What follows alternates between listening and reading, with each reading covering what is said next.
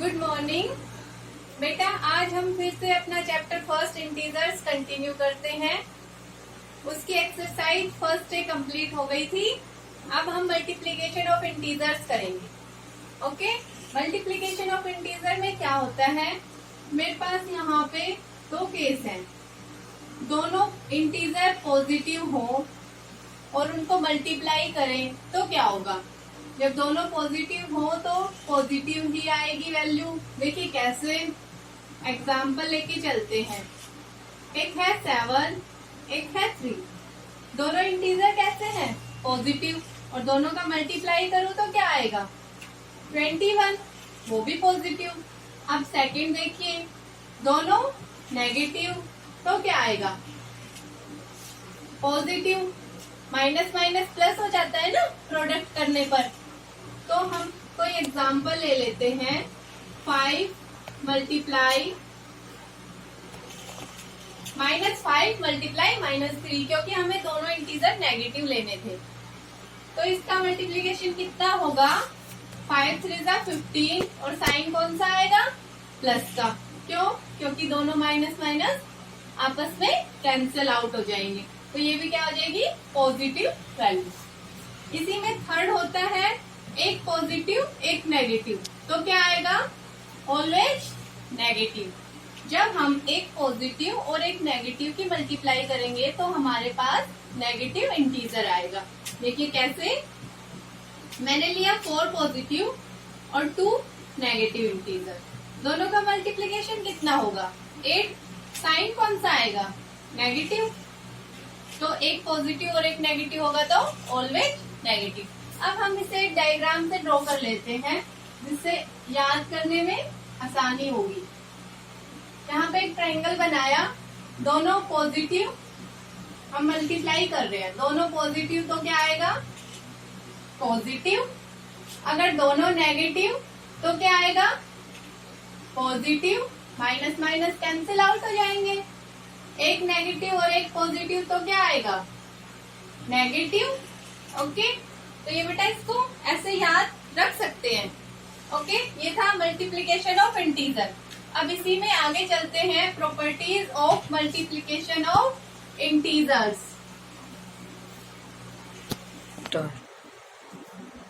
बेटा अब हम पढ़ेंगे properties of multiplication of integers. Okay, इसमें हमारे पास 7 प्रॉपर्टीज है। फर्स्ट है क्लोजर प्रॉपर्टी। एडिशन के केस में भी पढ़ा था। क्लोजर प्रॉपर्टी में क्या होता है मल्टीप्लीकेशन में, जब मैं दो इंटीजर्स को मल्टीप्लाई करूं तो मेरे पास उनका मल्टीप्लीकेशन, इट मीन्स उनका प्रोडक्ट एक इंटीजर ही निकल के आएगा। देखिए कैसे, हम ले लेते हैं इंटीजर मल्टीप्लाई इंटीजर, क्या होगा, एक इंटीजर। ओके, अब एग्जाम्पल लेके चलते हैं। 5 मल्टीप्लाई 2, दोनों क्या है, इंटीजर है। दोनों को मल्टीप्लाई करूं तो एक इंटीजर आना चाहिए। 10 क्या होता है, 10 भी एक इंटीजर होता है। तो ये क्लोजर प्रॉपर्टी को सेटिस्फाई करता है विद रिस्पेक्ट टू मल्टीप्लीकेशन। अब सेकंड देखिए, कॉम्यूटेटिव प्रॉपर्टी। कॉम्यूटेटिव प्रॉपर्टी में क्या होता है, जब मैं a और b को मल्टीप्लाई करूं तो वो इक्वल होता है b मल्टीप्लाई a के। a मल्टीप्लाई b और b मल्टीप्लाई a दोनों इक्वल होते हैं कॉम्यूटेटिव प्रॉपर्टी में, और मल्टीप्लीकेशन के केस में ये सेटिस्फाई होती है। अगर मैं इन दोनों का ऑर्डर चेंज कर दूं तो भी हमारी प्रोडक्ट पे कोई इफेक्ट नहीं पड़ता। देखिए कैसे, एग्जाम्पल लेते हैं। मैंने लिया एक इंटीजर -4, एक लिया 2। अब मैं -4 मल्टीप्लाई 2 करूं, चाहे 2 मल्टीप्लाई -4 करूं, दोनों का प्रोडक्ट क्या सेम आएगा, हाँ जी बिल्कुल सेम आएगा। 4 मल्टीप्लाई 2 8, और कैसा, माइनस का। यहाँ पे भी क्या आएगा, माइनस का 8, इक्वल हो गए। तो इसी तरह हमारे पास जो कॉम्यूटेटिव प्रॉपर्टी है वो भी सेटिस्फाई करती है विद रिस्पेक्ट टू मल्टीप्लीकेशन। अब थर्ड देखिए, एसोसिएटिव प्रॉपर्टी। बेटा एसोसिएटिव प्रॉपर्टी में हम 3 इंटीजर लेके चलते हैं, a b c, और जब मैं a multiply bracket b multiply c करूं तो वो इक्वल ही आएगा a multiply b multiply C के। चाहे तो मैं बी मल्टीप्लाई सी को एक साथ कर लूं, चाहे ए मल्टीप्लाई बी को, मेरे पास दोनों का जो प्रोडक्ट है वो ऑलवेज इक्वल आएगा। फॉर एग्जाम्पल मैंने लिया 2, 3, 4, 3 इंटीजर्स ले लिए हमने। अब मैं इनका प्रोडक्ट करती हूँ। 2 मल्टीप्लाई 3 मल्टीप्लाई 4, 2 को अलग रखा, 3 और 4 को एक साथ मल्टीप्लाई किया, और यहाँ पे 2 और 3 को एक साथ मल्टीप्लाई किया, 4 को अलग रखा। तो देखिए क्या आएगा, 2 मल्टीप्लाई 12 इक्वल टू 6 मल्टीप्लाई 4। दोनों साइड क्या आंसर आया, 24 हमारे पास इसका प्रोडक्ट। तो बेटा ये जो मल्टीप्लिकेशन है इसमें एसोसिएटिव प्रॉपर्टी भी सेटिस्फाई होती है। Associative property satisfied with respect to multiplication. Okay, अब नेक्स्ट पे चलते हैं। नेक्स्ट क्या है, distributive law of multiplication over addition. इसमें क्या होता है, इसमें भी हम 3 इंटीजर लेके चलते हैं, पर ए का मल्टीप्लाई होगा बी प्लस सी के साथ। बी प्लस सी को ऐड किया जा रहा है और ए को उसके साथ मल्टीप्लाई किया जा रहा है, और ये किसके इक्वल आ जाता है, A multiply B plus A multiply C. ए का मल्टीप्लिकेशन बी और सी के साथ होकर ये ओपन हो जाएगा। तो बेटा ये हमारे पास होती है distributive law of multiplication over addition, और ये भी आल्सो सेटिस्फाई होती है विद रिस्पेक्ट टू मल्टीप्लिकेशन। अब एग्जाम्पल के लिए मैंने इंटीजर ले लिए 2, 4, 5। अब मैं 2 मल्टीप्लाई 4 प्लस 5 करूं, चाहे 2 मल्टीप्लाई 4 प्लस करके 2 मल्टीप्लाई 5 करूं, दोनों की वैल्यूज क्या होगी, इक्वल होगी। देखिए कैसे, 2 multiply 9 is equal to 4 to the 8 plus 5 to the 10, तो ये दोनों क्या आ गए, 18, 18। तो हमारे पास चाहे ऐसे लिखे चाहे ऐसे लिखे, प्रोडक्ट क्या आ रहा है, इक्वल। तो distributive law of multiplication over addition is also satisfied. Okay, अब नेक्स्ट क्या है, fifth property, existence of identity. बेटा हमारे पास एडिशन के केस में 0 आइडेंटिटी थी, अब हमारे पास मल्टीप्लिकेशन के केस में आइडेंटिटी क्या होगी, 1। ऑलवेज आइडेंटिटी क्या होगी, ऑलवेज आइडेंटिटी 1, क्योंकि 1 ही हमारे पास ऐसा नंबर है जिसको मल्टीप्लाई करे किसी भी इंटीजर के साथ तो वो इंटीजर खुद आता है। ठीक है, इसलिए हमारे पास यहाँ पे होगा a मल्टीप्लाई 1 या 1 multiply a equal to a। Okay, अब देखिए एक एग्जांपल लेके चलते हैं। मैंने लिया कोई इंटीजर 7। अब मैं 7 को मल्टीप्लाई करूं 1 के साथ या 1 को मल्टीप्लाई करूं 7 के साथ, आएगा क्या, 7। तो हमारे पास 1 हो गया ना, मल्टीप्लिकेटिव आइडेंटिटी। इसी तरह इसमें नेक्स्ट प्रॉपर्टी है existence of inverse. Existence of inverse in multiplication. तो बेटा मल्टीप्लिकेशन के केस में हमारे पास आइडेंटिटी क्या है, 1। तो हमारे पास दोनों नंबर्स की मल्टीप्लाई करने पे 1 आना चाहिए। तो 1 कब आ सकता है, जब मैं किसी नंबर का रेसिप्रोकल लेके चलूं। जैसे मेरे पास कोई इंटीजर है a, तो इसको 1 कब लेकर आ सकते हैं, जब a को मल्टीप्लाई करूं 1 बाय a से, या 1 बाय a को मल्टीप्लाई करूं a से, तब मेरे पास क्या आएगा, 1। तो हम कह सकते हैं ना कि 1 by a is the multiplicative inverse of a and a is the multiplicative inverse of 1 by a। Okay, यहाँ तक हो गया, 6th तक। अब देखिए 7th क्या है बेटा, प्रॉपर्टी ऑफ 0।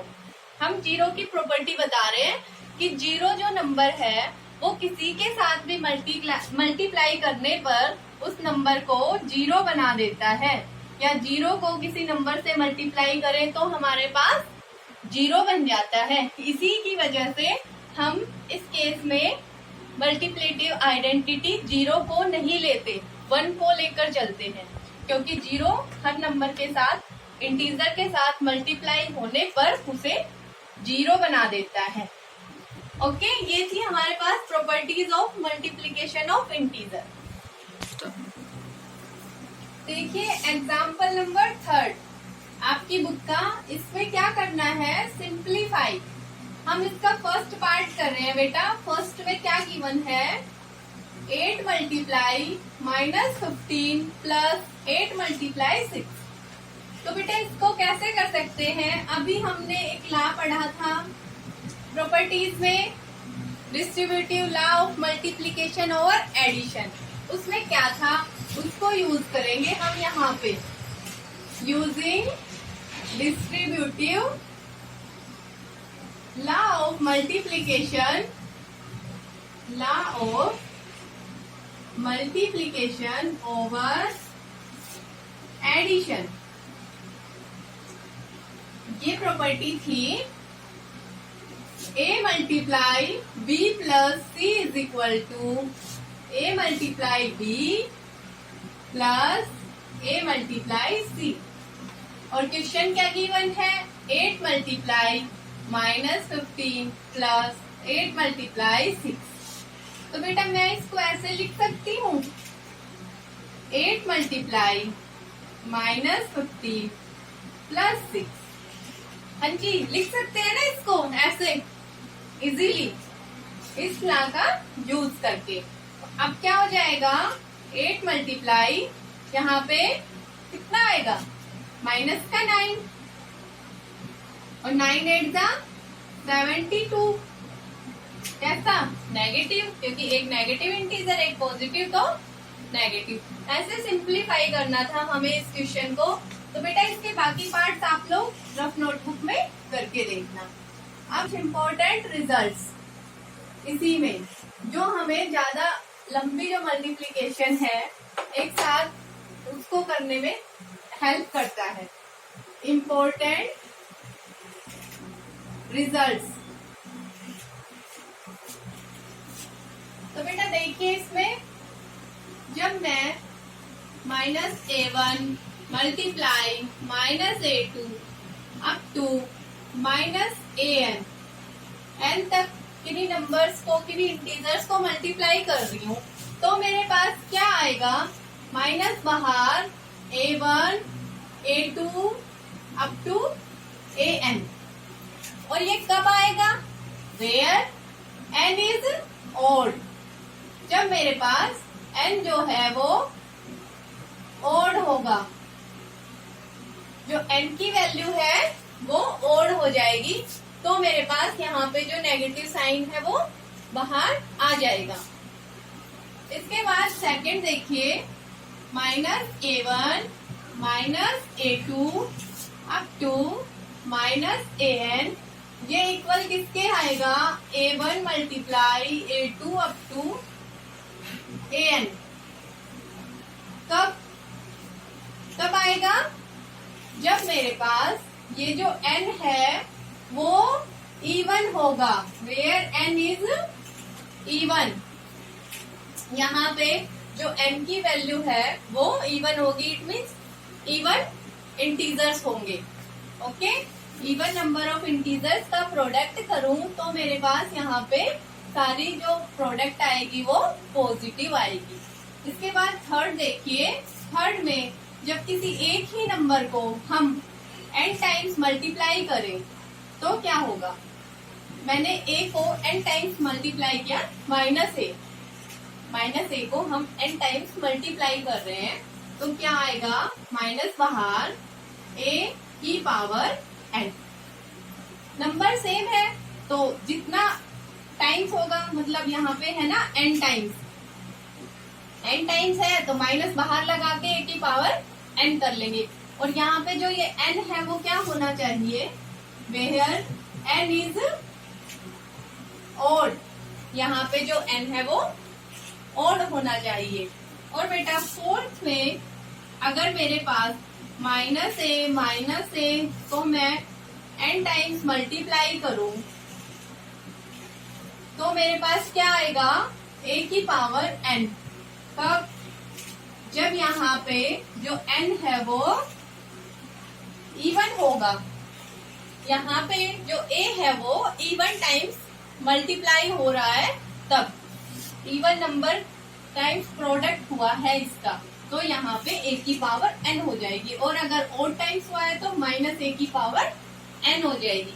अब देखिए 1 के केस में क्या होता है, -1 अप टू -1 कितने टाइम्स? n times. तो यहाँ पे क्या आएगा? -1। और कब आएगा? जब यहाँ पे n क्या होगा? वेयर n इज ओड, यहाँ पे मेरे पास n ओड होगा। इसी तरह 6th में -1 अप टू -1 n टाइम्स, और ये आया इक्वल टू 1। तो इसमें क्या होगा? n कैसा होगा बेटा? वेयर n इज इवन, यहाँ पे जो n है वो इवन होगा, मतलब ये इवन टाइम्स इसकी प्रोडक्ट हो रही है, तो हमारे पास 1 निकल के आएगा। ये थे आपके पास कुछ इम्पोर्टेंट रिजल्ट। इसके बेस आपके पास एक्सरसाइज में भी क्वेश्चंस हैं और एग्जाम्पल्स भी हैं, तो मैं आपको एग्जाम्पल्स करवा देती हूँ एक, बाकी आप लोग करके देखिएगा। ओके, देखिए बेटा एग्जाम्पल नंबर 4, जो हमने अभी रिजल्ट्स पढ़े हैं ये उन्हीं पे बेस्ड है। मैं इसका फर्स्ट पार्ट करवा रही हूँ आप लोगों को। इसमें इवल्यूट करना है हमें, -1 मल्टीप्लाई -2 मल्टीप्लाई -3 मल्टीप्लाई -4 मल्टीप्लाई -5। तो बेटा इसमें जो नेगेटिव इंटीजर है वो इवन नंबर में है या ओड में? तो यहाँ पे odd number of negative integers है ना, तो हमारे पास क्या आएगा? माइनस आएगा, तो यहाँ पे माइनस लगा देते हैं। उसके बाद लिख लेते हैं, चलो, number of negative integers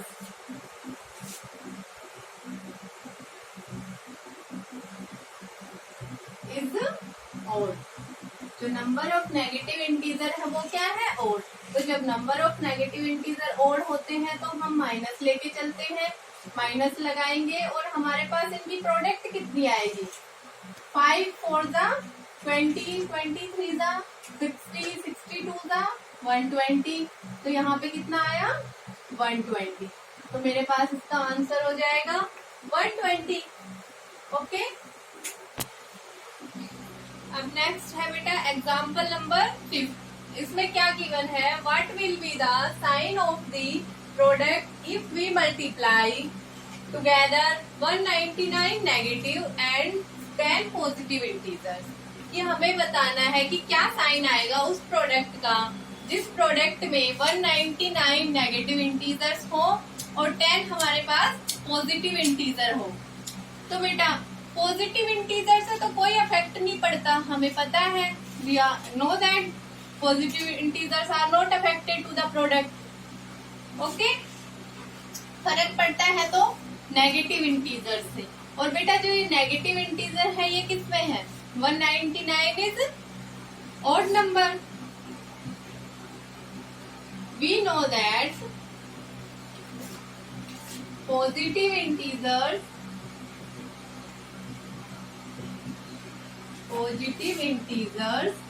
are not affected the product, and negative integers are 199 integers are 199 हमें पता है। और so 199 is odd number। और बेटा जब प्रोडक्ट में odd नंबर था तो उसका जो नहीं सॉरी जो हमारे पास इंटीजर्स थे वो ओड नंबर में थे, तो प्रोडक्ट क्या आता था? नेगेटिव आता था।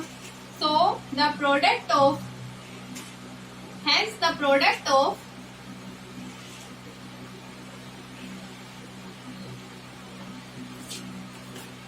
Product of 199 negative integers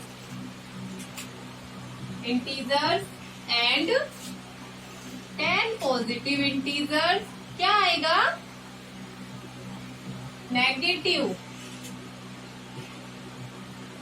10 positive थे, उनका कोई इफेक्ट नहीं पड़ता, और जो नेगेटिव है वो ओड नंबर में है 199, तो हमारे पास जो प्रोडक्ट है वो नेगेटिव आ जाएगा।